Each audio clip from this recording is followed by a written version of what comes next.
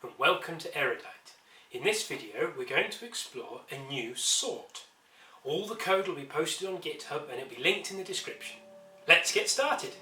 So today we're going to be looking at a different kind of sort. And in the first sort we had a look at, we were just comparing the number to its neighbour and shifting it dependent on whether it was bigger or smaller than the neighbour. And eventually you ended up with the biggest numbers on this side and the smallest numbers here. It was all nice and sorted. Well, this time we're going to approach it very differently, which is where we continuously partition our array or our list of numbers and sort them as we partition them. And let me just show you what I mean. I'm going to copy this here and we'll just do it a bit manually to begin with so that we can see how this would work. And it's crucial that you partition it on a number that's in this array. So what I can do is just randomly pick a number from here. And if we say the index of 5, for example, it would be 0, 1, 2, 3, 4, 5. So we're going to partition with 3, or in fact, let's use a term that will be helpful later, pivot on 3. And what that means is we then look at number 3, and as we go through the list, we decide whether a number is the same as, larger than, or less than our pivot. So 4 would be larger, so we get 4 can go into this one, 10's larger, 8's larger, 6 is larger, 12 is larger. Now we're at 3, so we'll start another one. 3 is the same, 5 is larger, 9 is larger, 1 is smaller, and then we have another 3. Okay, so you can see how just in this first pass we already have begun to sort things, and we've only gone through this list of numbers once. Now this list only has a single number in it, so we know that that must be lower than these, and these have just the same number in them. So we don't need to sort these any further, but this one needs sorting more. So what do? Same again, we pass this through. And what I'm going to do, just to keep things tidy, well, we can pick an index, sorry. So let's pick an index of, 2.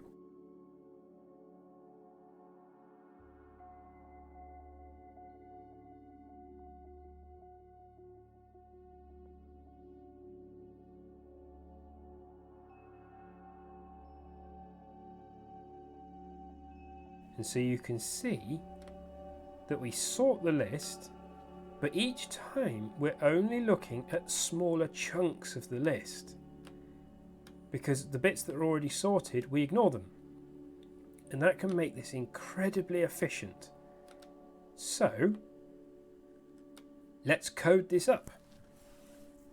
So this kind of sort is known as quicksort. So let's call it that, and we'll want to pass into it an array that needs to be sorted as an argument, and we're going to want to pick our pivot as we were doing before, but we kind of want to do it randomly. So I want to actually import, before we do that we'll go from random import randint, like so.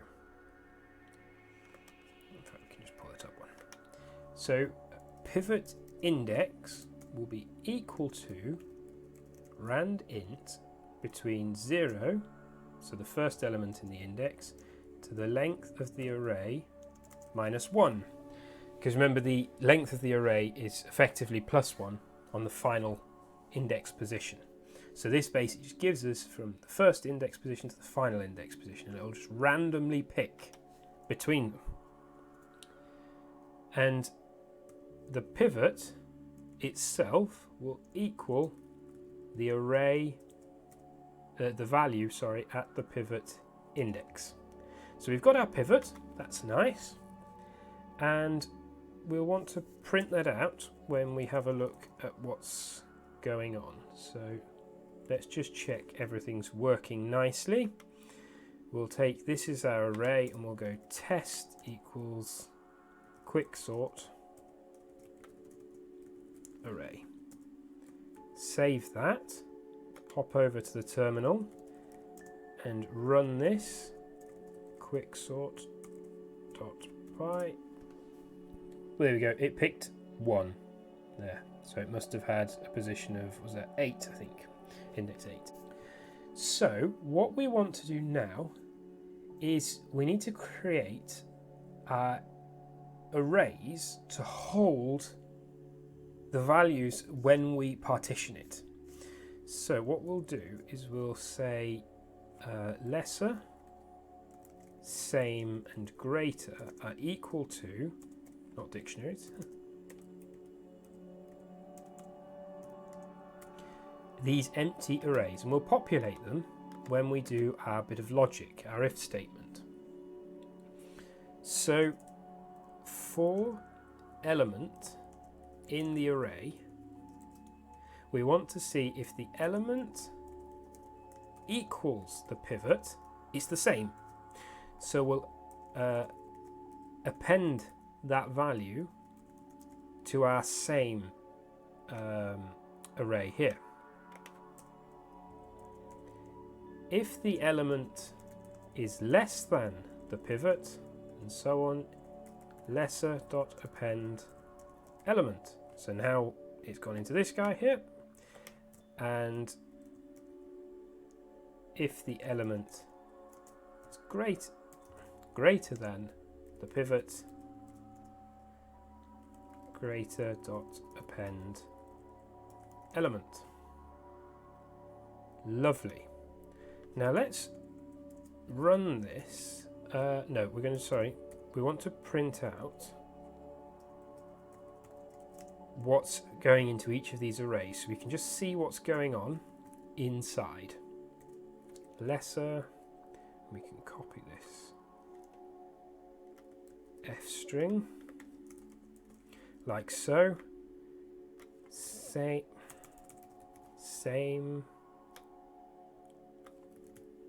and greater. Not the best labeling, I know, but it does the job nicely. And we'll save that and run it. So the pivot that was chosen was 9. So you can see same only has the 9 in it. Of this array that we have here, 10 and 12 are the only numbers greater than that, so they've gone into our greater array, and 4, 8, 6, 3, 5, 1, 3, they're all lesser. So it seems to be working really nicely, but you may have noticed that it's not sorted yet. We've just done that first step. So what we need to do is we need to take this array here and this one here and pass them back through the function. Basically saying, oh, I've got a new array for you. Can you sort this one? Doing the same thing. And so what we're going to do is just tidy this up. We can get rid of that because that's working really nicely. And we'll keep these for a second. And we can say return. And we want to quick sort the lesser. But the same's fine because it's only got one value in it. So we don't need to do anything to that. But we also want to quick sort the greater. Now there's a potential bug going to happen here. Let's just save this and run it.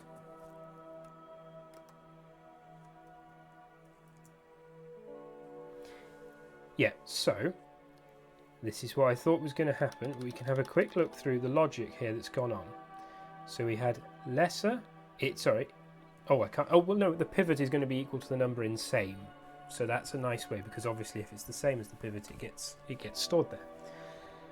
So we've got same as 8, which has nicely split this into two, a lesser and greater section here. Then the lesser one got passed to the function again, and it pivoted on 3, where 1 was less than, 4, 6 and 5 were greater than. So what it will have done then is it passed lesser to the quick sort again, because it says here, quick sort, lesser. And it'll have taken 1. And 1 will have come through here and it will have said, oh, I'll randomly pick 1. And you can see there. But there's nothing in lesser or greater. They're empty arrays because it's only 1 value. So we need to add an if statement so that if our array is less than 1, because it could also be 0, it could be empty, we need to return it because it's finished. There's no more sorting left to do there, and it can then add onto this sorted section. So what we can do is right at the beginning we're going to say if array is not if array, if length of the array is less than or equal to 1, return array. So let's save that. We'll just tidy up this and we'll run that again. And here we go. So it picked 12. So basically everything was less than 12. And the greater was empty. But the lesser goes through again and it picks 3 where 1 was smaller. And it just keeps sorting, so it doesn't need to sort this anymore. It's returned that. It just keeps sorting, so this chunk comes through and you can see that's what it split. So it split it on 9, and then this chunk came through and it split it on 4, and it just kept working through. Here we go, 6, and nicely tidied it all up. So it kept working through by splitting it into these smaller and smaller chunks and sorting them, and then at the end it adds it all together. And I haven't got it to print out the final. There we go, see, we're saying return quicksort, and I'm not printing it. So let's print test. And we'll have, and we can see down here that it's sorted everything just by this process of partitioning it and splitting it into chunks, and each of these chunks is sorted. But it's so efficient because as we get to the smaller and smaller and smaller chunks, we're not considering a whole sequence. So in the previous sort, no matter what we did, we had to iterate through the entire sequence. In this one, we don't. We iterate through the chunks that are unsorted, which are continuously getting smaller and smaller. So let's just tidy this up a bit. Let's clean up the terminal, and when we can get rid of this statement here, because we can see that it's working, and it's working nicely, but we don't need to constantly have that up there. And what we're going to do now is something we did before, where we're going to take a random array. So we can comment this out, and we're going to make our array. We're going to make our array randomly generated using randint. We're going to pick values between 0 and 100 for I in range, and I think to begin with we'll just do something like 5,000, which, if I remember correctly, when we did bubble sort, that took about 6 seconds. Oh no, with the cycle it took 4, but yes, it certainly took a number of seconds. And so we'll pick to have the first 100 values to see it, just so we don't fill up the terminal. So let's save that, run it. Now that was very quick. Now I know it's only showing us the first 100, and it's clearly, because it's only between 0 and 100 that it's picking from, it's going to have a lot of duplicate values. But this is certainly looking correct. In fact, just to check properly, we'll pick 20 and show all of them. Yes, nicely sorted. Lovely. Okay, so let's put that back to 5,000. And we're going to time it. So let's tidy up the terminal, and we're going to add time again, just so we can compare it to our previous one. Import time. So in this instance, we'll want to say start is equal to time dot time, end equal to time dot time, and our runtime is equal to end minus start. Print. We can turn this into something a bit prettier. Runtime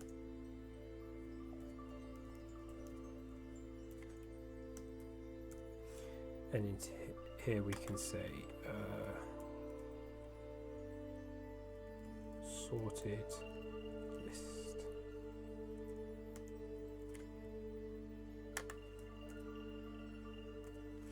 There we go.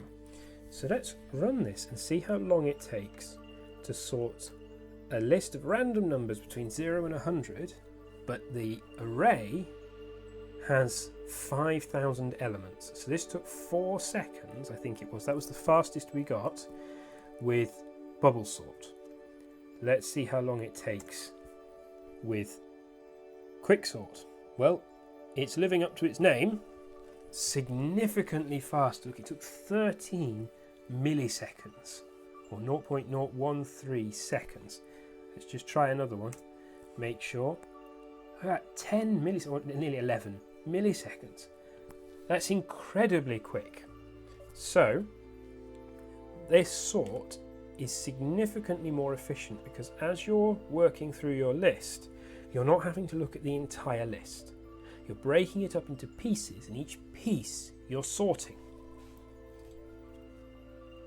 And let's, just for fun, see how this copes with something like 100,000 values.